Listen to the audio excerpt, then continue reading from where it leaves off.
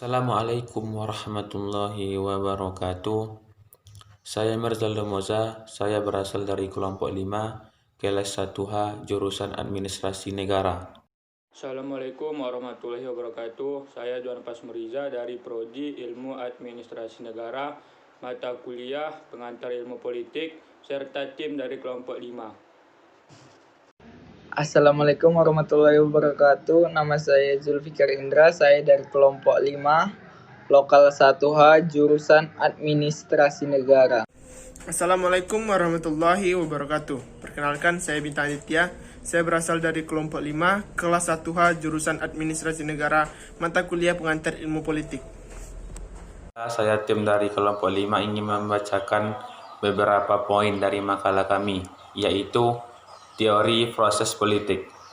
Pada dasarnya, menurut Maryam Budiarjo dalam bukunya Dasar-Dasar Ilmu Politik, proses politik adalah pola-pola politik yang dibuat oleh manusia dalam mengatur hubungan antara satu sama lainnya. Proses dalam setiap sistem dapat dijelaskan sebagai input dan output. Input itu sendiri merupakan tuntutan serta aspirasi masyarakat dan juga dukungan dari masyarakat. Input ini kemudian diolah menjadi output, kebijaksanaan dan keputusan-keputusan yang akan dipengaruhi oleh lingkungan sosial.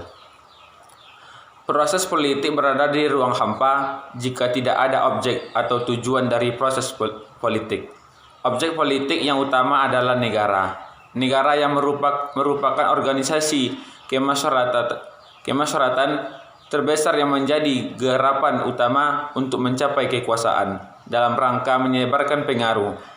Dalam pelaksanaan kekuasaan tentu melalui mekanisme tertentu seperti pengambilan keputusan, kebijakan publik, dan alokasi atau distribusi. Politik bukan alat, politik merupakan usaha yang tentu saja dalam prosesnya membutuhkan alat. Alat politik yang paling sederhana adalah rakyat dalam artian perseorangan. 2. Proses politik di Indonesia.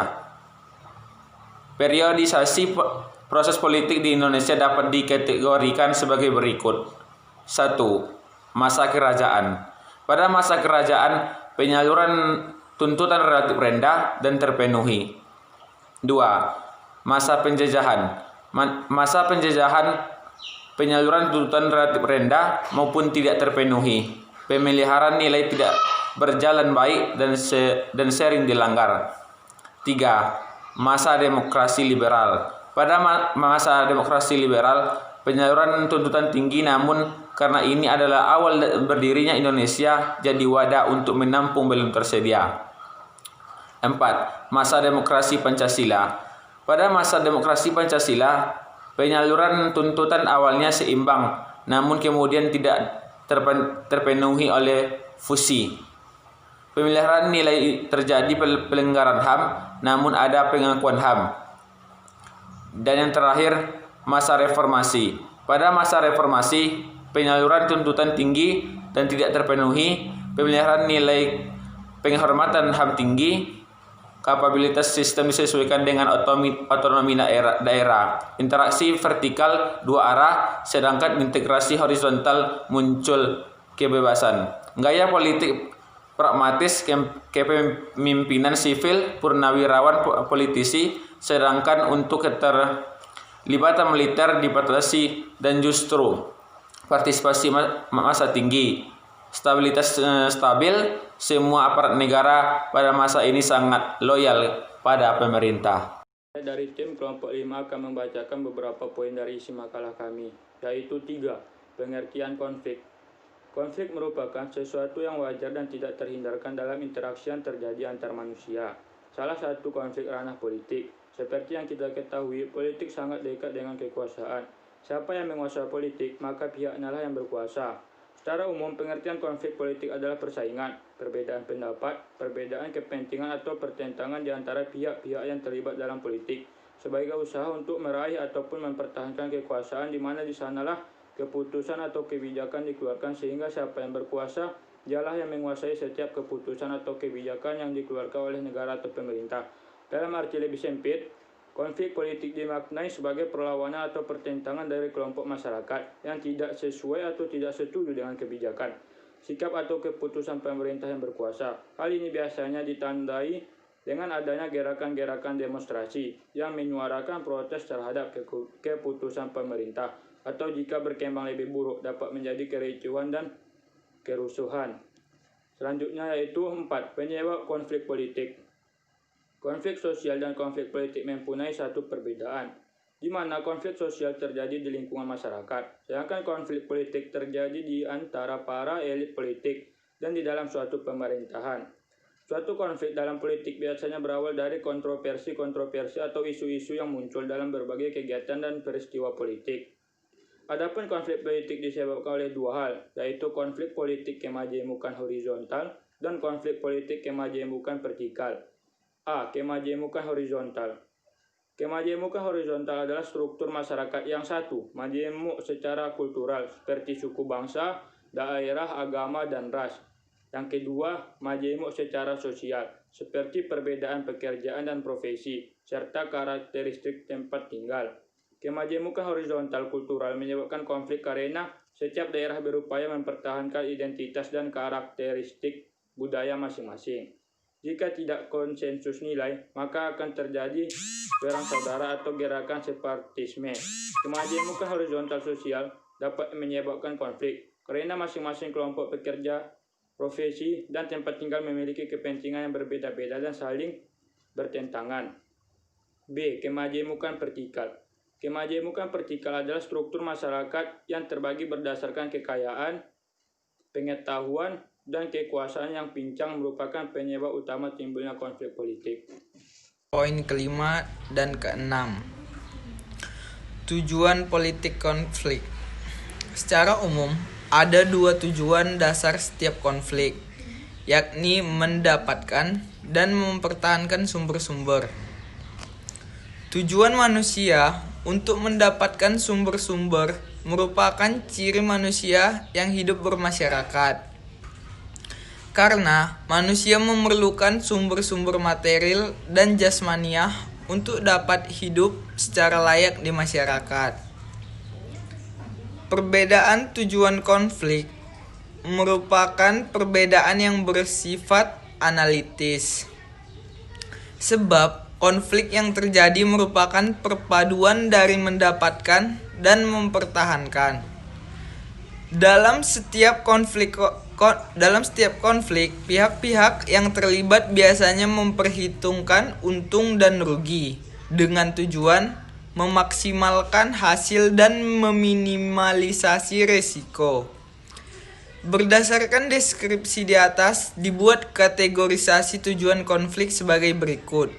1. Pihak-pihak yang terlibat dalam konflik memiliki tujuan yang sama, yakni sama-sama berupaya mendapatkan. Yang kedua, di satu pihak hendak mendapatkan, sedangkan di pihak lain. 6. Konflik dan proses politik. Salah satu dimensi penting proses politik adalah penyelesaian konflik yang melibatkan pemerintah. Proses penyelesaian konflik politik yang tidak bersifat kekerasan dibagi menjadi 3 tahap, yaitu tahap politisasi atau koalisi, tahap pembuatan keputusan, dan tahap pelaksanaan dan integres. Politisasi bertujuan untuk menjadikan tuntutannya menjadi isu politik. Lalu, pihak penuntut menentukan cara, yakni berkoalisi atau memperjuangkan sendirian. Setelah memilih cara, mereka akan berusaha untuk memengaruhi pemerintah sebagai pembuat keputusan politik. Terdapat 2 kemungkinan yang terjadi, yaitu pemerintah akan mengabulkan tuntutan atau akan menolak tuntutan tersebut. Terdapat 2 kemungkinan, yakni kemungkinan pertama, menolak tuntutan dengan 3 alasan, antara lain 1. Alasan subjektif, maksudnya tuntutan masyarakat tidak menyenangkan bagi pemerintah. 2. Alasan pragmatik, Maksudnya, tuntutan masyarakat menempati Baiklah, di sini saya akan menyambung presentasi dari kelompok 5 yang ketujuh, yaitu konsensus dan konflik. Konsensus dalam Kamus Besar Bahasa Indonesia atau KBBI adalah kesepakatan kata atau permufakatan bersama mengenai pendapat, pendirian, dan sebagainya yang dicapai melalui kebulatan suara. Pengertian lain mengatakan bahwa konsensus adalah sebuah frasa atau kalimat untuk menghasilkan sebuah kesepakatan yang disetujui secara bersama-sama, baik antar kelompok atau individu setelah adanya perdebatan dan penelitian yang dilakukan secara bersama untuk mendapatkan keputusan.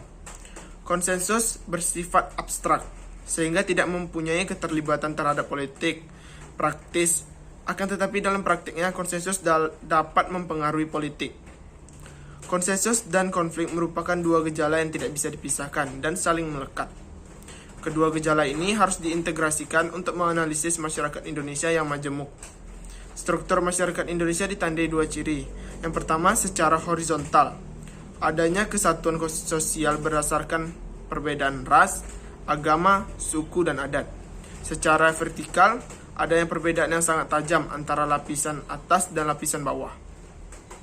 Dalam perspektif antropologi, konflik merupakan gejala yang umum terjadi di Indonesia, yang terkenal dengan negara multikultural. Perbedaan etnis, suku, bangsa, adat, agama, dan ras, dan pelapisan sosial yang terjadi dalam kehidupan masyarakat Indonesia mewarnai konflik-konflik yang timbul. Dengan pendekatan ini, diidentifikasi akar-akar dari konflik sehingga dapat ditemukan cara terbaik dalam penyelesaian konflik tersebut tanpa menimbulkan konflik yang lebih besar. Dengan adanya konflik, masyarakat bisa saling mengkritik diri untuk mengontrol diri mereka sendiri dalam berinteraksi dalam lingkungan masyarakat. Konflik memang sudah pasti terjadi dalam masyarakat. Akan tetapi tidak semua konflik menimbulkan hal negatif, namun juga bisa dalam hal yang positif. Terima kasih. Wassalamualaikum warahmatullahi wabarakatuh.